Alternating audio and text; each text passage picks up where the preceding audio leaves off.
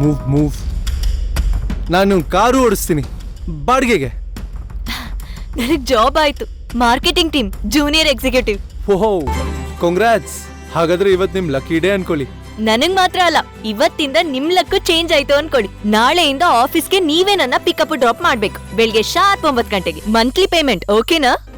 ನಾನು ಪಿಕಪ್ ಮಾಡ್ಬೇಕಾ? ಆಟೋದಲ್ಲ? ಹಾ. ಸತ್ಯ ಹೇಳ್ಬಿಡು, ನಾನು ಆಟೋ ಡ್ರೈವರ್ ಅಲ್ಲ ಅಂತ.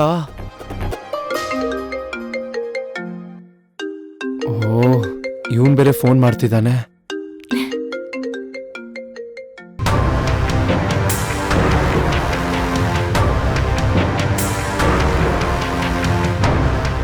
ನಾಳೆ ಬೆಳಿಗ್ಗೆ ಶಾರ್ಪ್ 9 ಗಂಟೆಗೆ ಪಿಕಪ್. ಬಾಯ್.